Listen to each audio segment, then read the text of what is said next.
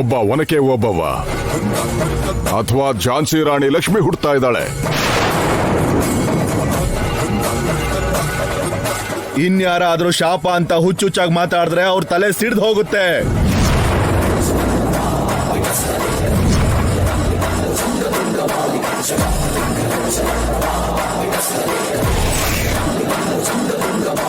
ಏನಿದು, ರಾಜ್ಗುರುಗಳಿಗೆ ಭಯ ಹೋಗಿ ಇಷ್ಟು ಧೈರ್ಯವಾಗಿ ಹೇಳ್ತಾ ಇದಾರಲ್ಲ, ಶಿಷ್ಯರ ವಿಷಯ ಮರ್ತೋಗಿದಾರ ಹೆಂಗೆ?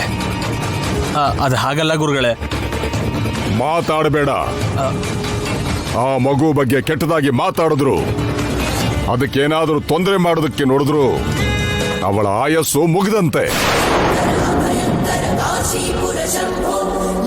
ಪಂಚಭೂತಗಳೇ ಹೆಗಲೇರಿ ಅವರನ್ನ ಪತನ ಮಾಡಿಬಿಡುತ್ತೆ. ಅರ್ಥವಾಯ್ತಾ? ಅರ್ಥವಾಯ್ತು ಗುರುಗಳೇ. ನೀವು ದೃಢವಾಗಿ ಹೇಳಿದ ಮೇಲೆ ಅರ್ಥ ಆಗ್ಲಿಲ್ಲ ಅಂದ್ರೆ ಹೇಗೆ? ಇನ್ಮೇಲೆ ಯಾರು ಮಗು ಬಗ್ಗೆ ತಪ್ಪಾಗಿ ಮಾತಾಡಲ್ಲ. ಒಬ್ರು ಹೇಳಿದ ಮಾತನ್ನ ಕೇಳಿ ನಾನು ತಪ್ಪಾಗಿ ಯೋಚಿಸಿದ್ದೆ. ಹೊಟ್ಟೆಲೆ ಮಗುನ್ ಕೊಲ್ಲೋದಕ್ ನೋಡಿದ್ದೆ. ಆಮೇಲೆ ಅರ್ಥ ಆದ್ಮೇಲೆ ಮನ್ಸಲ್ಲೇ ಏನೋ ಅನುಮಾನ ಆಯ್ತು.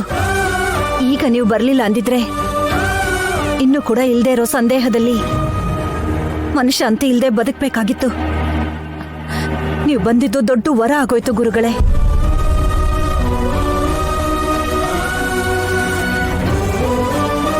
ಅಷ್ಟಕ್ಕೂ ಗೊತ್ತಿದ್ದೋ ಗೊತ್ತಿಲ್ದೇನೋ ಇಲ್ಲಿವರೆಗೂ ತಪ್ಪು ಮಾಡಿದ್ದೀರಾ. ಇನ್ನು ಮುಂದೆ ಹಾಗಾಗಬಾರ್ದು. ಮತ್ತೆ ನಿಮ್ಗೆ ಕ್ಷಮೆ ಸಿಗಲ್ಲ. ಅರ್ಥ ಆಯ್ತಾ?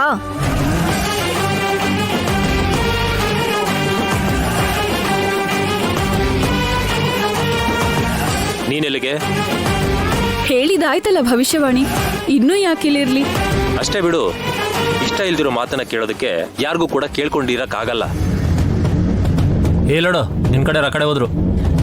ಯಾವ ಕಡೆ?